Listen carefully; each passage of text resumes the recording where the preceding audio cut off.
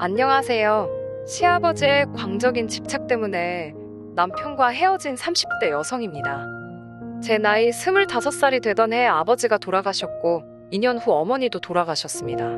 아버지가 폐암이셨는데 어머니께서 그런 아버지를 오랫동안 간병하셨거든요. 그나마 초반에는 집안 형편이 그렇게 나쁘지는 않아서 간병인도 쓰고 했었는데 치료다 뭐다 돈 들어갈 일이 많아지니까 나중엔 상황이 여의치가 않아서 결국엔 어머니께서 고생을 많이 하셨지요.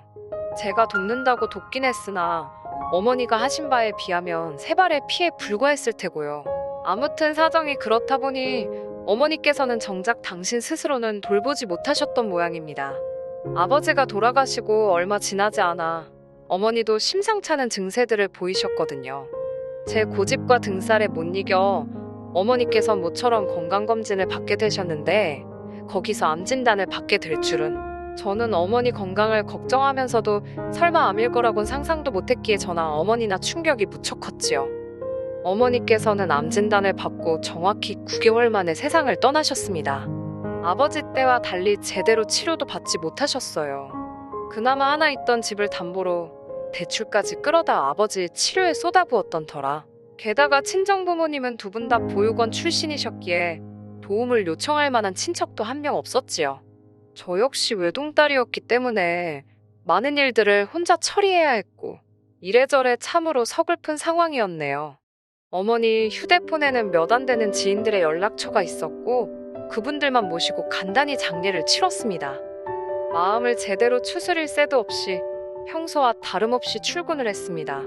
어려서부터 소심하고 낯을 많이 가리던 저는 원래 주변 사람들한테 아쉬운 소리를 하는 데 있어 익숙하지 않았어요. 그래서인지 어머니가 돌아가셨다는 이야기도 쉽게 꺼낼 수가 없더라고요. 갑자기 자리를 왜 비웠었냐, 얼굴색은 왜 이렇게 안 좋냐는 동료의 걱정에도 그냥 몸이 안 좋아서 그렇다며 둘러대는 게 전부였달까요. 하지만 제 그런 거짓말을 꿰뚫어본 사람이 있었으니 바로 남편이었습니다. 남편은 저에게 자세한 이유를 캐묻는 대신 말없이 어깨를 내어주는 그런 사람이었어요. 어떻게든 절 웃게 해주려고 그런 건지 평소보다 더 과하게 장난도 치고 어떻게든 제 관심과 주목을 끌어보려고 애를 쓰기도 했지요. 그런 남편을 보고 있으면 고맙기도 하고 동시에 짜증이 나기도 하고 그래도 결국에는 그 모든 행동들이 남편 나름대로의 배려였다는 걸 알게 되었고 이후로는 저도 남편에게 마음의 문을 열었네요. 얼마 지나지 않아 저희 둘의 관계는 진지한 사이로 발전하게 되었습니다. 그런 관계가 1년여 정도 지속되었을 때 남편이 먼저 결혼하자는 이야기를 꺼냈고요. 아무래도 제 상황이 상황인지라 어머님 아버님이 저를 싫어하진 않으실지 결혼을 반대하진 않으실지 걱정을 많이 했습니다. 친정부모님 자리에 앉아줄 어른이 없어 제대로 된 상견례도 할 수가 없었으니까요. 하지만 어머님 아버님의 허락 아래 시댁에 찾아가 인사를 드리는 걸로 상견례 자리를 대신했어요. 비록 결국에는 어머님 아버님 때문에 남편과도 헤어지게 되었지만 두 분을 처음 만났을 때만 하더라도 정말로 친절하고 배려심이 넘치는 분들이다 싶었습니다. 제가 불편해할까봐 그러신 건지 뭐 하나 물어보실 때도 매우 신중하게 그리고 조심스럽게 신경을 써주셨고요. 뿐만 아니라 친정부모님에 대한 이야기가 나왔을 때는 어머님께서 눈물을 보이셨고 아버님께서는 이제 당신들이 저를 친딸처럼 아껴주시겠다며 사랑한다고 말씀해주시기까지 하셨네요. 하지만 산 넘어 산이라더니 저희 앞에 놓인 또 다른 문제는 돈이었습니다. 저나 남편이나 각자의 사정으로 모아둔 돈이 많지가 않았거든요. 친정이 없는 상황에서 시댁 도움만을 받자니 그것도요, 내키지가 않았지요. 남편과 한참을 고민하고 상의한 끝에 저희는 반지하 전셋집에서 시작하기로 했습니다. 어차피 남편이나 저나 집에서는 거의 잠만 잘 듯했기에 큰 문제는 없을 거라고 생각했거든요. 반지하에서 딱 2년만 버티자 그 2년 동안 열심히 돈만 모아서 나오자며 다짐을 했네요. 하지만 반지하 생활이 어느 정도 적응이 되어가던 무렵 문제가 생겼습니다. 집을 알아볼 때부터 가장 걱정했던 것 중 하나가 바로 곰팡이와 누수였는데 결국엔 그 두 가지 모두를 겪게 되었거든요. 지은 지 2년도 안 된 건물인데다 새로 도배까지 싹 되어 있었기에 설마 싶었는데 하지만 아니나 다를까 장마가 시작되기가 무섭게 천장 모서리부터 누수가 발생했지요. 곰팡이는 덤으로 따라왔고요. 하지만 그게 끝이 아니었어요. 곰팡이 때문인지 남편의 상태가 급속도로 안 좋아졌거든요. 온몸에 벌건 두드러기가 올라온 데다 집에 있으면 정말 당장이라도 어떻게 되는 거 아닌가 싶을 정도로 심하게 기침을 해대더라니까요. 결국 보다 못한 제가 남편을 데리고 병원에 갔는데 무슨 이름도 길고 어려운 증후군 증세도 보이고 이대로 두었다간 폐렴에 걸릴 수도 있다는 무서운 이야기를 듣게 되었습니다. 이를 어쩌나 일단은 하루라도 빨리 반지하에서 나와야겠다는 생각뿐이었어요. 집주인에게 연락을 하니 처음엔 저희가 너무 과민 반응하는 거 아니냐며 책임을 피하더라고요. 하지만 자기 눈으로 남편 상태를 보더니 그제서야 먼저 미안하다며 계약을 물러주겠다 하대요. 대신 주변에다가 괜히 누수네 곰팡이네 그런 소리는 말아달랍니다. 아무래도 대학 가다 보니 소문에 꽤나 신경이 쓰였던 모양이에요. 아무튼 그리고 당연히 이 소식을 어머님 아버님께도 알렸습니다. 어머님께서는 무척 속상해 하시더니 기왕 이렇게 된 거 들어와 살라 하시더군요. 뭐하러 생고생을 사서 하냐며 살림 같은 거 시키지도 않을 거고 애라도 갖게 되면 당신이 다 도와줄 거라고. 같이 살면서 돈이나 바짝 벌어 나가라셨지요. 솔직히 이때만 하더라도 저는 어머님의 말씀에 꽤나 감동했어요. 물론 제가 바보는 아니었기에 막상 같이 살기 시작하면 결국엔 제가 살림을 하게 될 수도 있고 여러 가지 변수가 있을 거다, 힘든 일도 있을 거란 건 충분히 예상하고 있었고요. 그래도 어찌됐건 어머님께서 저희를 도와주고자 하신 말씀이라 생각하니 정말 감사했답니다. 하지만 시댁에 들어가 살기 시작한 직후부터 하루가 멀다 하고 스트레스 받는 날의 연속이었네요. 그 이유는 바로 아버님이셨고요.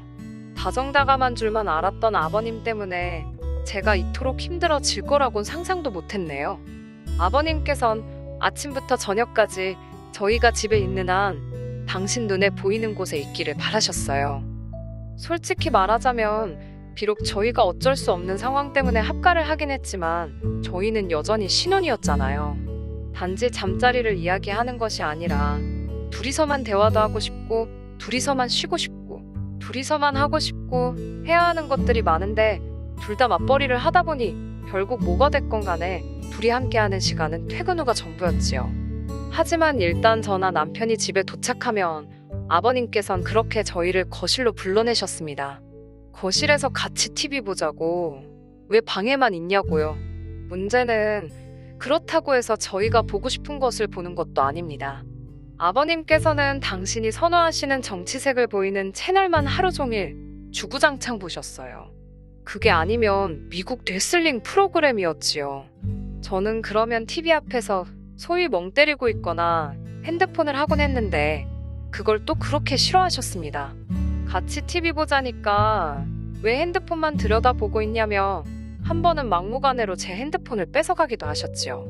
제가 너무 놀라기도 했고 기분도 나빠서 아버님을 쳐다보니 그러니까 하지 말라는 짓을 왜 하냐면서 예의를 지키랍니다. 아버님의 간섭은 이뿐만이 아니었습니다. 어쩌다 남편과 제가 둘이 모임에라도 가는 날이면 아버님이 나서서 저희의 옷차림을 단속하셨어요. 모임의 성격이나 장소에 따라 저희가 어련히 알아서 잘 챙겨 입고 가겠어요. 한 번은 현관에서 신발을 신던 저를 붙들고는 옷을 왜 이렇게 입었냐, 사구려처럼 보인다 어쩐다, 가서 저번에 입었던 걸로 바꿔 입고 와라. 더 짜증이 났던 건 그런 아버님의 행동이 남편이 보기엔 며느리를 너무 예뻐해서 그러는 것 같답니다. 심지어 정말로 저희가 모임에 가는 건지 아니면 당신만 따돌리고 둘이서 어디 놀러라도 가는 건 아닌지 그걸 감시하려고 몰래 저희 뒤를 밟으신 적도 있답니다. 저는 놀라다 못해 소름이 다 끼치던데 정작 남편은 아버님이 은퇴하시고 집에만 계시니 심심해서 저러신가 보다며 다음에는 아버님도 모시고 같이 어디 놀러라도 가자고 하더라고요. 제가 황당해서 어머님 계시지 않냐, 두 분 사이가 나쁜 것도 아닌데 도대체 왜 이러시는지 모르겠다 하니까 남편도 그러면 어머님도 모시고 가자는 뚱딴지 같은 소리나 하더라니까요. 그러다 제가 그 집에서 나와야겠다고 결심을 하게 된 결정적인 사건이 터졌습니다. 같이 살기 시작하고 얼마 지나지 않아서부터 아버님께서는 저를 딸내미라고 부르기 시작하셨습니다. 그러면서 당신에게 아빠라고 부르고 어머님께 엄마라고 부르길 바라는 눈치셨어요. 실제로 제 주변의 시집간 친구들 중에도 자기 시부모님께 아빠 엄마라고 부르는 친구들도 있긴 하지만 이상하게 전 그 말이 입에서 나오지 않더라고요. 돌아가신 부모님께 괜히 죄송스럽기도 했고 뭐라고 말로 정확히 표현할 수는 없었지만 불편했어요. 그래서 안 했습니다. 그런 와중 하루는 아버님께서 친구분들과 저녁 약속이 있다 하셨습니다. 그날따라 남편은 야근으로 늦는다고 했고 어머님은 진작에 주무신다 하셨기에 아버님의 연락을 받고 저 혼자 마중을 나갔지요. 아주 늦은 시간도 아니었는데 아버님께서는 꽤나 취하신 듯 했습니다. 저를 보시더니 우리 딸내미가 아빠 마중 나왔네 그러시는데 제가 성격이 능글맞지가 못해서 떨떠름하게 웃기만 했어요.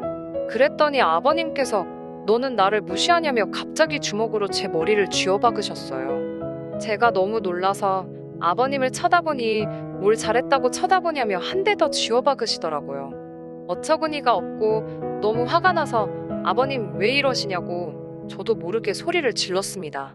그러자 아버님께서도 저더러 저 눈깔 좀 보라며 그 말을 하시는 아버님 표정이 얼마나 살벌하던지 놀란 제가 쟁걸음으로 먼저 도망치듯 집으로 들어갔습니다. 곧바로 아버님이 뒤따라 들어오는 소리가 들렸는데 제 심장이 터질 것처럼 빠르게 뛰대요. 집에 어머님이 계신다는 걸 알면서도 아버님의 존재 자체가 너무 무섭게 느껴졌어요. 아버님과 간발의 차로 제가 먼저 방문을 잠그니 아버님께서 너 이리 좀 나와보라며 너는 아빠 알기를 우습게 아냐고 고래고래 소리를 지르셨습니다.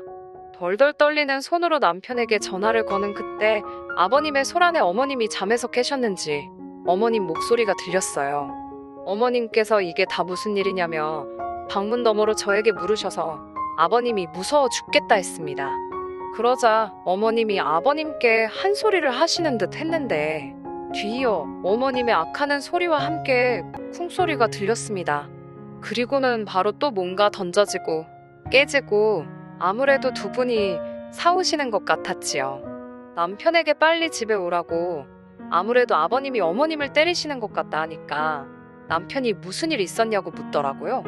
저는 그런 걸 설명할 시간이 어딨냐고 아버님이 무서워서 내가 방에 숨었더니 어머님이 아버님한테 나 대신 한마디 해주시려다 저렇게 된 것 같다고 했어요. 솔직히 당시의 기억이 아주 선명하지는 않아요. 그 정도로 충격이 컸기 때문이겠지요. 남편이 오려면 좋게 1시간은 걸릴 것 같았고 어머님의 상태가 걱정된 저는 결국 경찰을 불렀습니다. 한 20여 분 지났을 무렵 경찰이 왔고 제가 잽싸게 뛰어나가 현관을 열었어요. 언뜻 둘러본 집안은 말이 아니대요. 어이가 없었던 건 아버님은 그새 세상 모르고 소파에 널브러져 주무시고 계시더라니까요. 한편 경찰이 어머님과 저에게 괜찮냐 물었고 저는 어떻게 된 일인지 다 이야기하려고 했습니다. 하지만 어머님께서 저더러 조용히 하라는 듯 눈치를 주시더니 별일 아니라며 경찰을 돌려보내시대요. 경찰이 돌아가기가 무섭게 남편도 도착을 했습니다. 저는 어머님과 남편에게 아버님께서 내 머리를 2대나 때리셨다. 그리고는 갑자기 비속어를 쓰시며 나에게 겁을 줬다고 좀 전에 있었던 일을 자세히 털어놓았어요. 그런데 제 이야기를 다 들으신 어머님께선 전부 다 제 잘못이랍니다.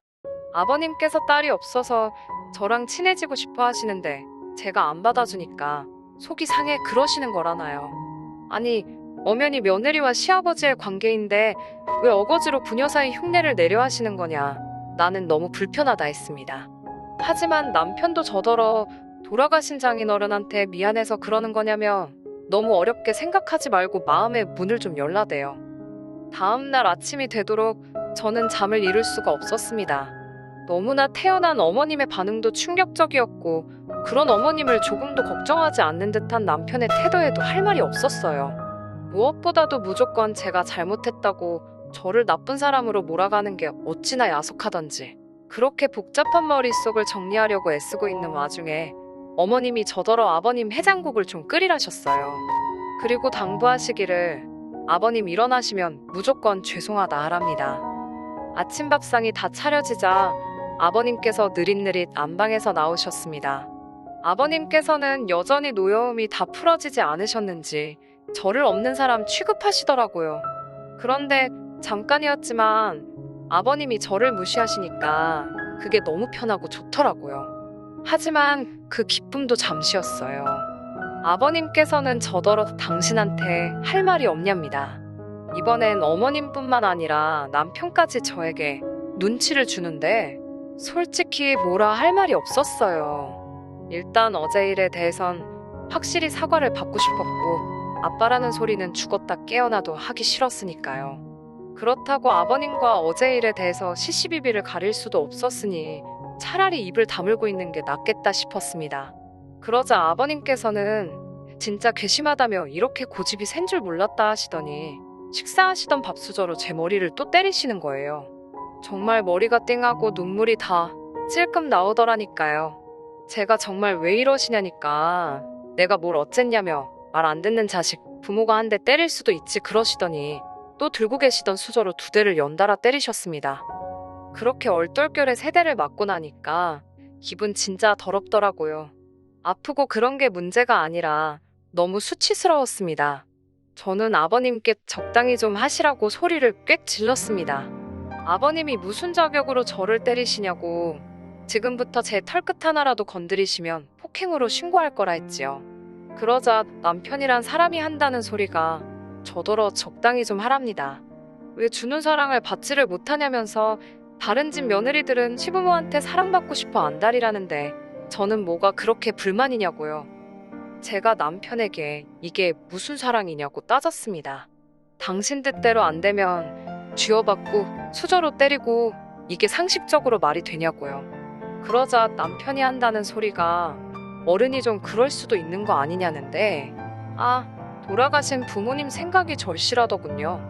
만약 한 분이라도 살아계셨다면 제가 이런 수모를 겪지는 않았을 거란 생각에 제가 벅차오르는 눈물을 삼키느라 아무 말도 안 하고 있으니 어머님 아버님 그리고 남편까지 죄다 제가 할 말이 없어서 그러는 줄 알았나 봅니다.